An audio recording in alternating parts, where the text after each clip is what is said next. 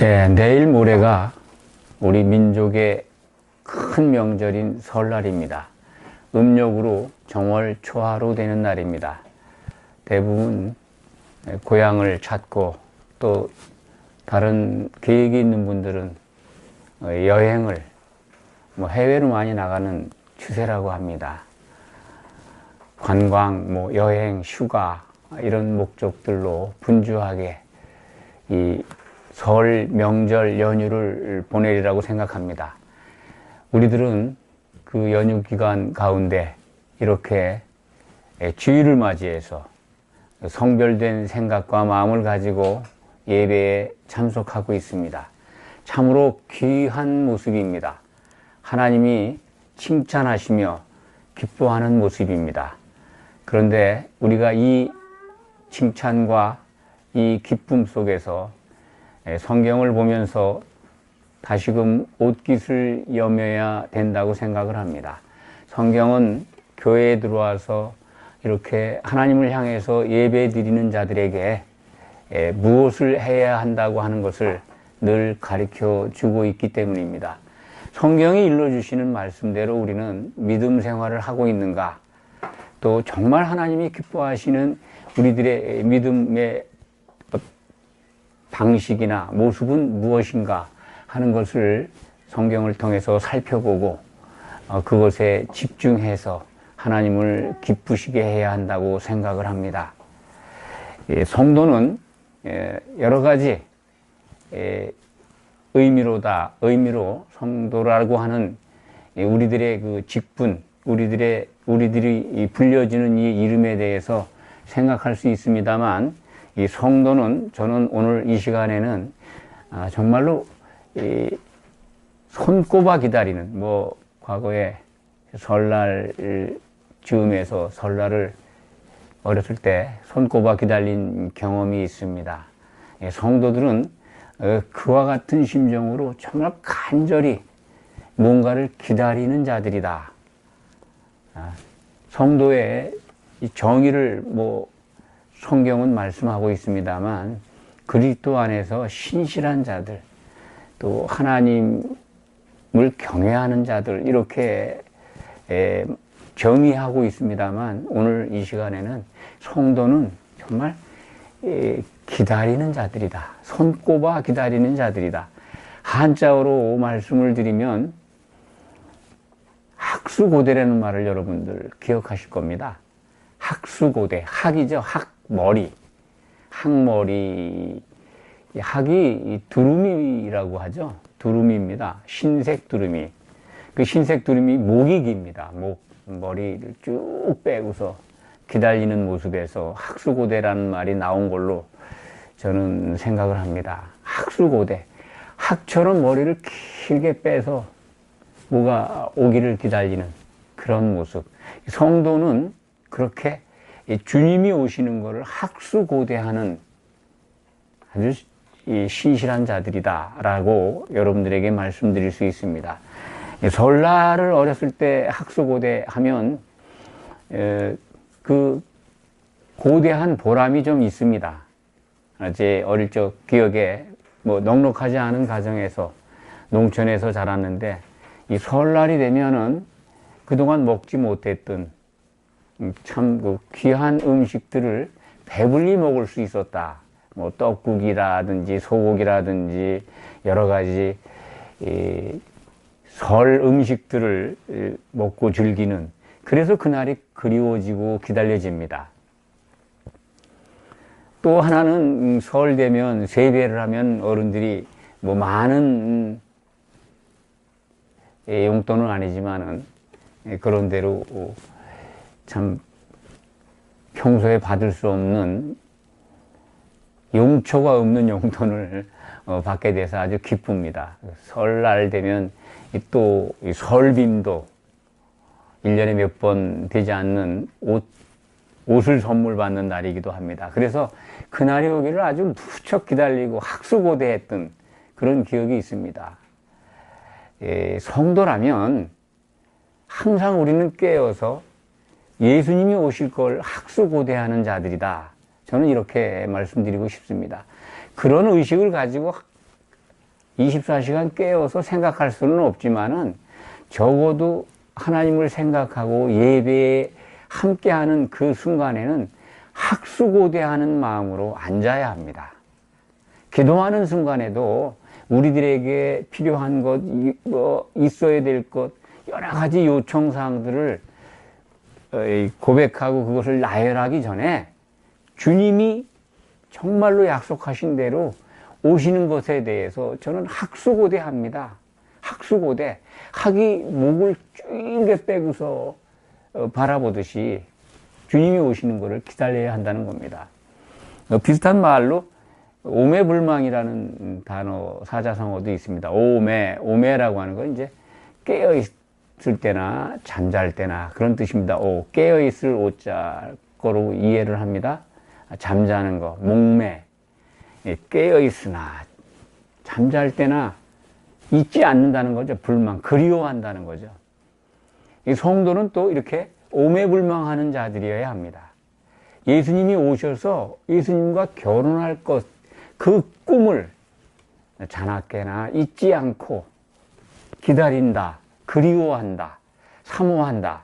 불망이라고 하는 건 이제 잊지 않는다는 건데 좀 더 고상하게 그걸 번역을 하면은 사모하고 그리워한다는 겁니다.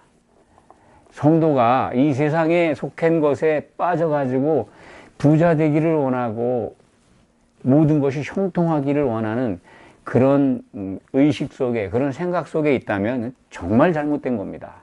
그렇게 가르치는 사람들이 적지 않아서 오늘날의 기독교 강단이 우려스럽고 또 그런 걸 너무 좋아하는 사람들이 많아서 참으로 안타깝습니다.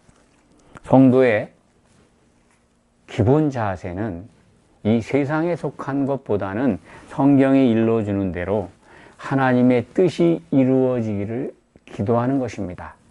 아버지의 뜻은 하늘에서 이루어졌습니다. 주기도문을 잘 살펴보시기 바랍니다.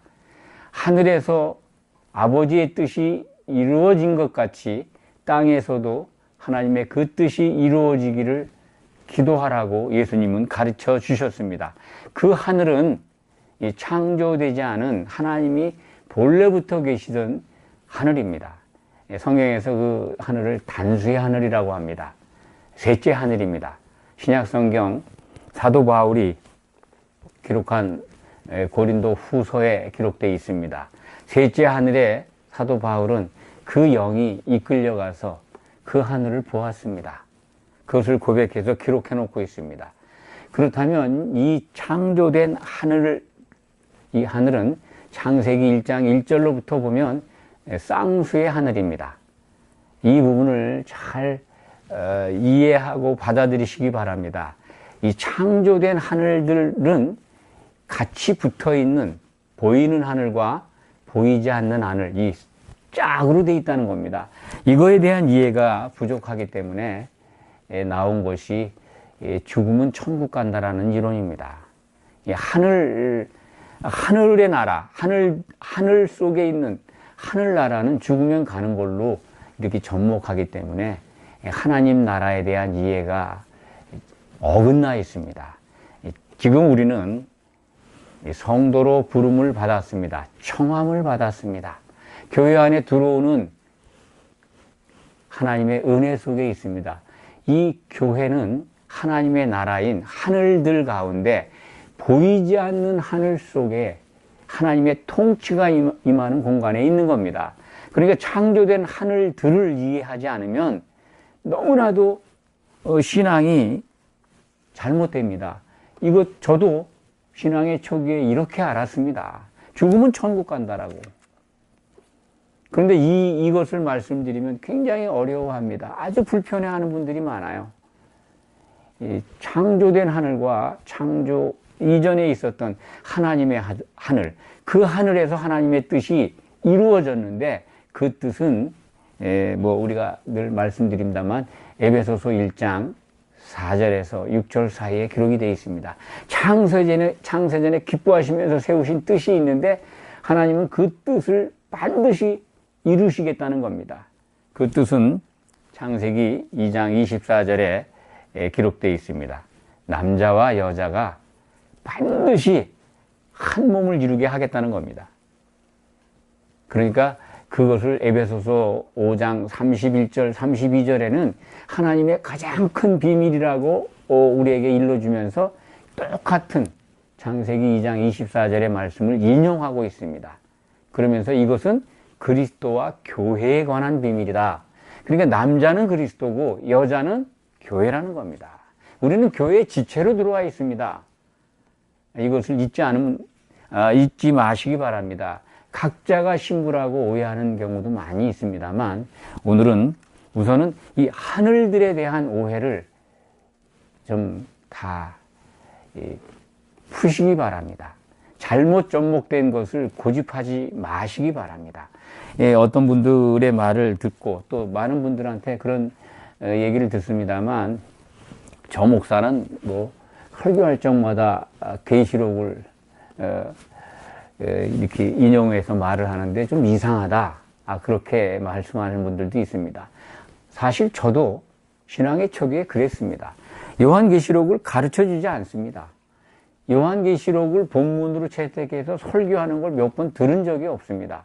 그것은 상징이고 또 평신도들은 보지 않아도 된다라고 하는 잘못된 교리가 이 기독교 안에 아주 깊이 뿌리 내려 있었습니다. 지금도 그렇습니다. 그런데 공교롭게도 이단이라고 배척받고 이 접근하면 큰일 나는 걸로 우리가 가르침 받고 있는 이 시대에도 우리나라에도 많은 이단이 활동하고 있습니다. 그들이 유독 요한계시록만 강해를 합니다. 가르칩니다. 그들은 성경 공부를 엄청 합니다. 그런 부분은 우리가 본받아야 됩니다. 성경을 통해서 진리를 알려고 하는 그 태도는 그냥 우리가 생각하는 정통교단에 있는 성도들이 본받아야 합니다. 그런데 그들은 위험합니다. 왜 위험할까요?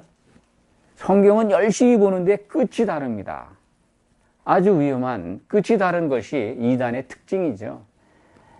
성도는 끝이 같아야 합니다. 하나님의 뜻의 목적에 합당하게 신앙생활해서 하나님이 이루고자 하는 그 뜻 안에서 우리는 승리해야 합니다. 승리하는데 이단은 그 승리하는 시점에서 끝이 달라서 탈락한다는 겁니다. 그 이단들이 그러니까 대체적으로 요한계시록을 가지고 그걸 공부를 해서 성경을 해석을 합니다. 성경은 처음부터 끝까지 다 자세히 보아야 합니다.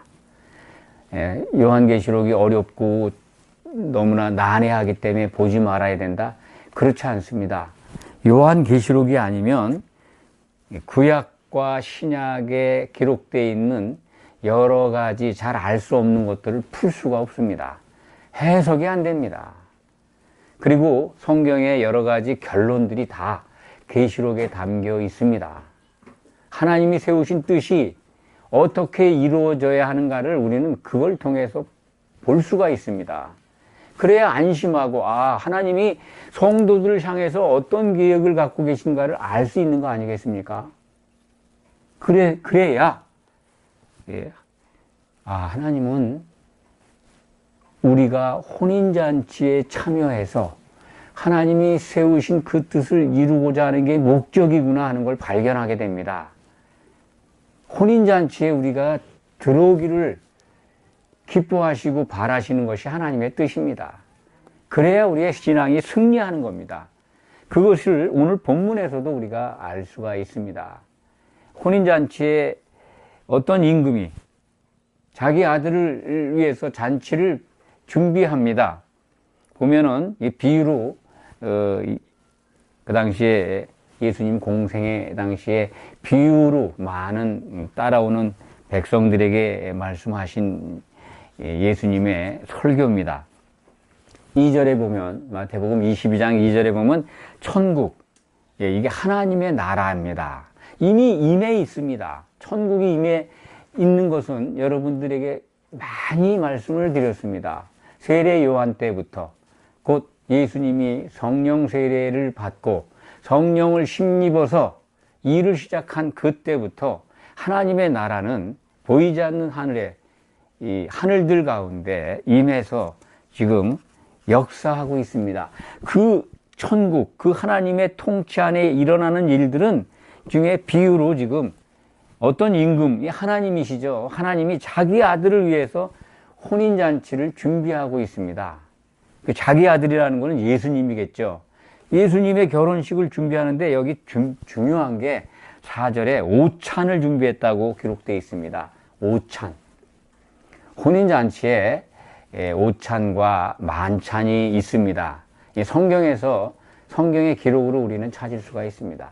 제가 어렸을 때 동네에 이제 결혼식이 있으면 하루 종일 하거나 그 다음 날도 합니다. 잔치가 뭐 아침부터 아침, 점심, 저녁 이 잔치상이 끊이지를 않아요. 뭐 2, 3일씩 하는 부잣집 남자가 장가가는 아들이 장가가는 잔치는 뭐 3일 동안 하는 것도 제가 본 기억이 납니다. 그러니까 유대인들도 혼인잔치는요 오찬과 만찬이 있었다는 겁니다. 그런데 오늘 마태복음 22장 4절에 보면 이 오찬을 준비한 어떤 임금 왕이 하나님이시죠. 하나님이 오찬을 먼저 준비하고서 사람들을 오라라고 종들을 보내서 오라고 그랬습니다. 그런데 안 와요. 보니까 5절에 보면 그들이 돌아보지도 않아요. 1차적으로는 유대인들입니다. 구약시대의 유대인들.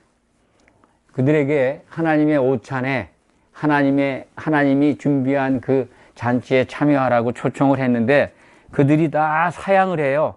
한 사람은 자기 밭으로 일하러 가는 거죠. 돈 벌어야죠. 일을 하러 가고 한 사람은 자기 사업, 그것도 또 이제 사업이라고 하는 게 이제 직장이나 자기가 하는 개인 사업이겠죠. 그런데 그 다음에 보면 6절에 보면 남은 자들은 종들을 잡아 죽입니다. 결국 가장 목숨을 잃어버린 자들은 그 당시에 이 종들 가운데 선지자들입니다. 하나님의 말씀을 선포한 자들이 죽임을 당하죠. 유대 사회에서 이스라엘 역사를 보면 그렇습니다. 그리고 실질적으로 이 아들을 보내는데 아들이 죽임을 당합니다. 예수님이 십자가에서 죽습니다. 그러니까 여기 보면 7절에 보면 이제 그 임금 하나님이 노에서 군대를 보내요. 그 살인한 자들을 진멸하고 그 동네를 불사르고, 요 7절 말씀은 사실은 역사적 사실입니다.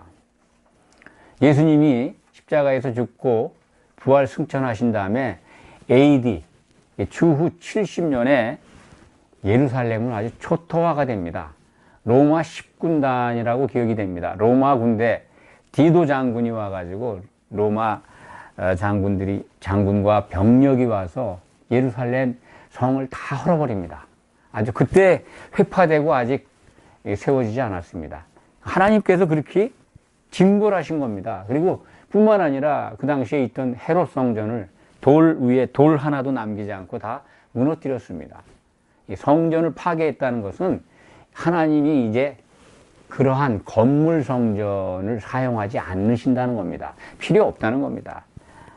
그렇죠. 예수님이 이 땅에 오셔서 자기 몸이 성전이다. 그래서 이 시대의 성전은 교회입니다. 예수님의 몸을 이루고 있는 교회입니다. 그 동네를 불살랐습니다. 예루살렘을 아주 초토화시켰어요. 이게 역사적 기록입니다. 역사적 기록이고 이루어진 사건입니다. 우리들은 성경에 기록되어 있는 말씀을 너무 추상적으로, 관념적으로, 상징적으로 이렇게 보려고 하는데 그렇지 않습니다. 사람의 감성이나 사람의 논리하고는 비교가 안 됩니다. 하나님의 논리를 한번 접해보시기 바랍니다. 그보다 더 완벽할 수가 없습니다. 설교도 마찬가지입니다. 그래서 하나님의 논리로 아주 날카로운 이성적인 논리를 가지고 선포해야 합니다. 웅변과 감성으로 강단에서 사람들을 설득하는 건 좋지만은 성경적이지 않은 것 또는 이 사람의 논리로다가 선포해서는 안 됩니다. 성경은 매우 이성적입니다. 그리고 논리적입니다. 상징으로 접근할 하나님의 말씀이 없습니다. 요한계시록을 상징으로 보고 안 봐도 된다라고 가르치는 것들은 성경적이지가 않습니다. 계시록에 기록된 걸 빼거나 더하면 불못에 던져진다고 경고하고 있는데 나중에 무슨 벌을 받으려고 그걸 어떻게 감당을 하려고 성경에 기록된 말을 빼거나 더하려고 합니까? 특히 그것도 요한계시록 22장 17절 18절의 말씀을 무시하고 절대로 빼거나 더하면 안 됩니다. 그래서 저는 모든 이 성경의 말씀에 그 종착점,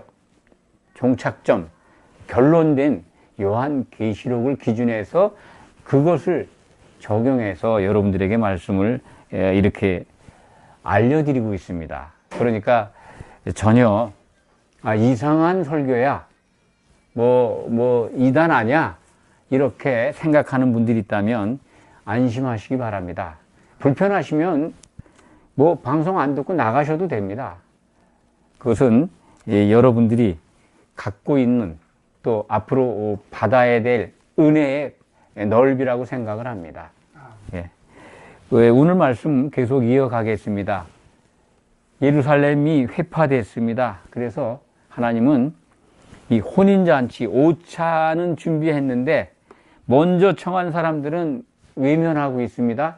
그래서 이제 예수님을 통해서 그 잔치에 대한 소식이, 복음이죠. 복음이 전 세계 모든 다른 나라에 다 퍼지게 합니다. 그래서 우리까지 이 동방의 그 먼 이방 나라에 있는 우리들까지 이 시대에 우리는 그 혼인잔치의 청함을 받고 있는 겁니다. 복음을 받아들였습니다. 9절이 그 말씀입니다. 네 거리에 가서 사람을 만나는 대로 혼인잔치에 청하여 오라고 합니다. 그래서 많은 사람들이 혼인잔치에 참여하게 됩니다. 이제 혼인잔치 식이 이뤄지는 때가 예수님이 오실 때입니다. 그런데 많은 그 청함을 받은 자들이 예수님이 오실 때 혼인잔치에 참석하기 위해서 일어납니다. 죽어있는 자들도 낙원에서 쉬고 있는, 예수를 믿다가 죽으면 낙원에 가서 쉬고 있습니다. 그들이 먼저 일어나고 살아남아있던 자들이 다 호련히 몸이 변해서 공중으로 들림받습니다. 부활이죠. 그런데 그 오찬잔치라고 하는 의미가 성경을 보면은 그리스도의 심판대입니다. 그리스도의 심판대에 참여하는 겁니다. 예수님이 오실 때 다 공중에 올려가서 그 앞에 서는데 오찬에는 참석을 하는 겁니다. 그런데 거기서 예복을 입지 않은 자들은 만찬에 못 들어가는 걸로 오늘 말씀에 기록이 되어 있습니다. 11절에 보면 임금이 그 손님들을 보러 들어올세, 손님이라는 표현보다는 그 혼인잔치상에 그 앉아 있는 거죠. 그 사람들을 돌아올세 거기서 예복을 입지 않은 한 사람을 보고 12절에 이르되 친구여 어찌하여 예복을 입지 않고 여기 들어왔느냐. 그가 아무 말도 못하거늘 임금이 서환들에게 말하되 그 손발을 묶고 바깥 어두운 데에 내던지라. 거기서 슬피 울며 이를 갈게 되리라 하니라. 이 예복을 입고 들어가는 혼인잔치의 그 공간이 만찬장입니다. 어떻게 만찬인 걸 알까요? 이 만찬에 대해서 그래서 요한계시록이 필요합니다. 요한계시록 19장 9절에는 우리말 번역은 안 돼 있습니다만 KJV 흠정역본에는 혼인 만찬으로 기록이 되어 있습니다. 그건 아주 올바로 번역을 했습니다. 혼인 만찬의 청함을 초청을 받은 자들은 최고의 복이 있다, 마카리오스 복이 있다라고 기록해 놓고 있습니다. 혼인 만찬에 참석하는 자들은 마카리오스 복을 받는다는 겁니다. 이것이 매우 중요합니다. 우리의 신앙 목표가 마카리오스 복을 받는 겁니다. 그 복을 정말 우리는 놓치면 안 됩니다. 오찬에는 다 초청을 받았습니다. 오늘 말씀 맨 마지막 22장, 마태복음 22장 14절의 말씀을 우리가 지금 살펴보고 있습니다. 청함을 받은 자는 많되 택함을 입은 자는 적으니라. 청함을 받았다 하는 것은 바로 오찬에 초대된 겁니다. 혼인잔치에 오찬은 그 빅 이벤트, 메인 잔치인 만찬의 예비 잔치입니다.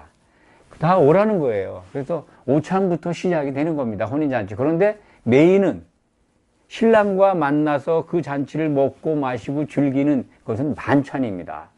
오찬까지는 많이 초청을 받습니다. 복음이 그렇습니다. 전 세계 예수 그리스도의 그리스도의 구속의 은혜의 복음은 다 지금 전파됐습니다. 하나님께서 그 일을 하셨습니다.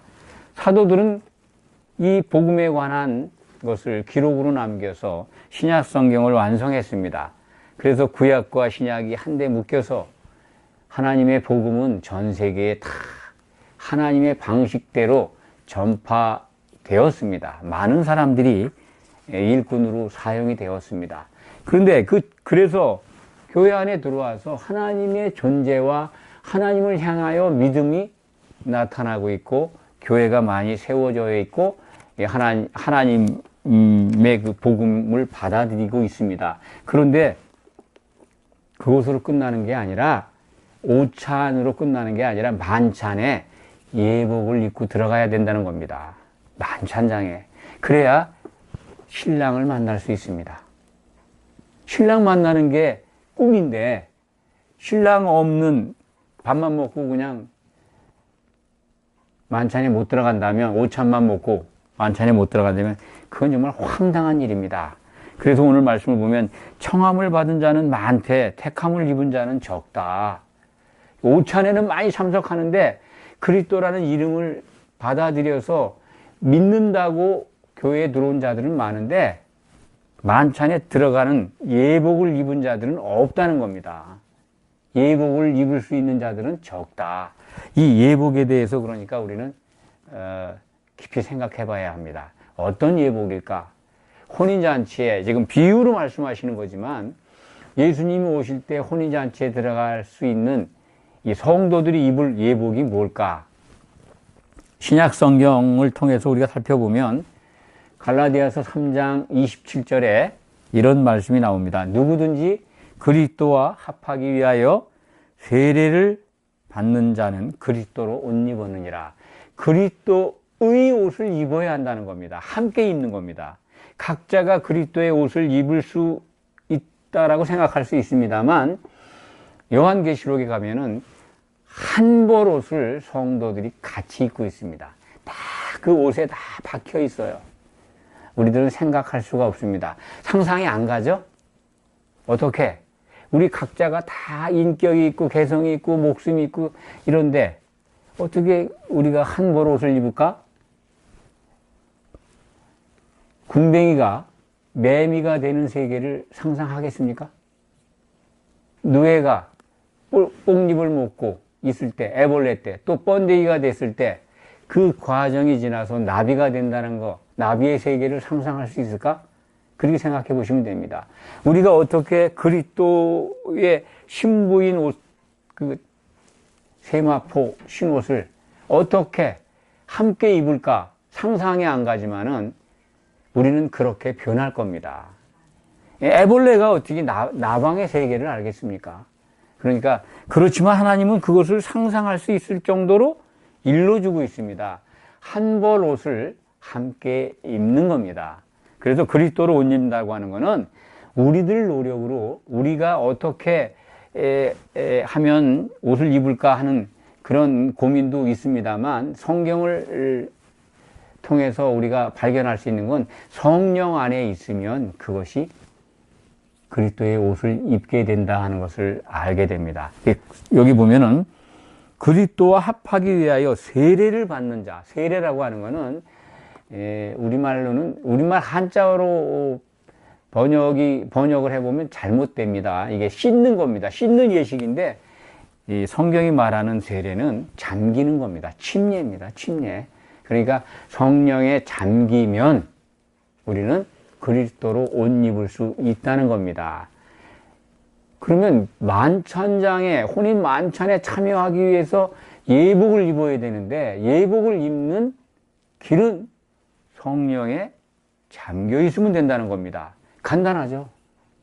그렇다면 정말 청함 받은 자들은 많은데 택한 받은 자들이 적다고 하는 것은 성령의 세례에 잠기는 자들이 적다는 겁니다. 우리는 그 현상을 오늘날 교회를 통해서 알 수가 있습니다. 교회에 모인 성도들이 성령에 잠겨 있다면 오늘날과 같은 모습을 보이지는 않을 겁니다.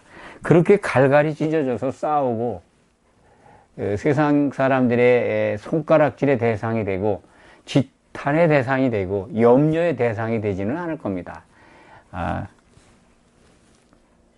성령 안에 있다는 예수님의 옷을, 그리스도의 그 한 벌 옷, 세마포 옷을 함께 입는다는 것, 그것을 의미하는데, 그렇다면 우리는 성령 세례를 어떻게 받을까요? 그것이 제일 핵심입니다.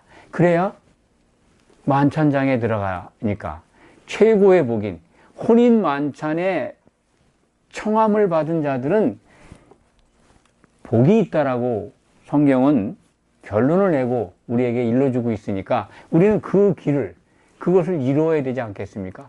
그럼 혼인 만찬에 참여하기 위해서 예복을 입어야 되고, 예복을 입는 길은 성령 세례 속에 있는 것, 그것을 해야 되니까 이제 성령 세례에 대한 것만 말씀을 드리고 설교를 마감하겠습니다. 성령 세례, 성령의 충만함, 성령에 잠기는 것은요, 성령이 충만한 교회의 지체가 되면 됩니다. 아멘. 성령의 충만한 그런 교회가 어디 있는가 하는 것, 성령 충만한 교회를 어떻게 이루는가 하는 고민이 생깁니다. 그것은 예수님이 우리에게 일러주셨습니다. 두세 사람이 내 이름으로 모인 곳에 예수님은 함께 하신다고 하셨습니다. 마태복음 18장에 기록된 말씀으로 기억을 합니다. 그러니까 우리는 그리스도의 이름으로 두세 사람이 모여 있다면 거기에 함께 하시는 예수님의 은혜를 우리는 확신해야 합니다. 그런데 중요한 게 그리스도의 이름으로 모이는 것이 무엇이냐는 거죠. 예수님의 이름으로 모이는 것, 그것은 바로 예수님의 생각으로 같아지는 겁니다. 그래서 예수님은 자기 부인, 자기 부정을 하고 자기 십자가를 지고 나를 따라오라고 명령하신 겁니다. 자기 부인을 너무 추상적으로, 관념적으로 알아요. 자기 성질머리 버리면 되는 걸로 알고 있습니다. 그렇지 않습니다. 기독교는 그런 사상 속에 있는 것이 아닙니다. 자기 부인, 자기 부정, 자기 십자가는 자기 생각을 다 내버리라는 겁니다. 예수님의 생각으로 우리들의 생각을 바꿔 끼면 됩니다. 자기 부인 하셨습니까? 그것이 한 번에 될 수는 없습니다. 어떻게 우리가 갖고 있는 그 오랜 기간 동안 우리 안에 형성된 내 의식, 내 생각 덩어리, 내 의지, 이거 다 버리겠습니까? 내 가치관. 그런데 그리스도의 생각이, 그리스도께서 우리에게 주신 그 모든 말씀들이 내 생각과 내 의지보다 더 우월하고 그것이 답이다, 그것만이 진리다라고 인정을 해 보십시오. 내 것은 내 안에서 아무런 가치를 잃어버리고 나가게 됩니다. 점점 나가서 온전히 그리스도의 생각으로 같아질 때, 그런 사람들이 두세 사람 모이면 염려하지 마시기 바랍니다. 주님이 함께 하십니다. 주의 이름으로 오시는 성령이 함께 하신다는 겁니다. 그것은 성령 세례라고 하는 것은 행위나 의식이 아닙니다. 종교 행위나 의식이 아닙니다. 물 찍어 바르는 걸로 성령 세례 받는 거 아닙니다. 물 세례를 통해서 성령 세례 받았다고 오해하지 마시기 바랍니다. 성령 세례는, 성령에 잠기는 것은요, 지속되는 상태를 의미합니다. 성령 안에 우리가 함께 하고 있느냐, 그 상태를 유지하고 있어야 예복을 입게 됩니다.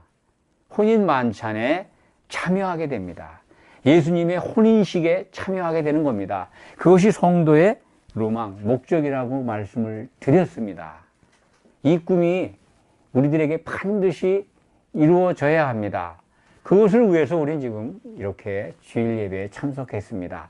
자기 부인을 통해서 그리스도의 이름으로 모이고, 그리고 성령 안에서 우리가 같은 생각으로 하나가 될 때 우리의 꿈은 이루어질 것입니다. 기도하겠습니다. 아버지 하나님 감사합니다.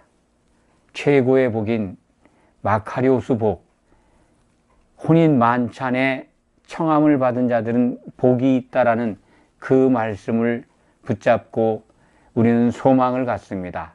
그 꿈이 반드시 이루어질 걸로 믿습니다.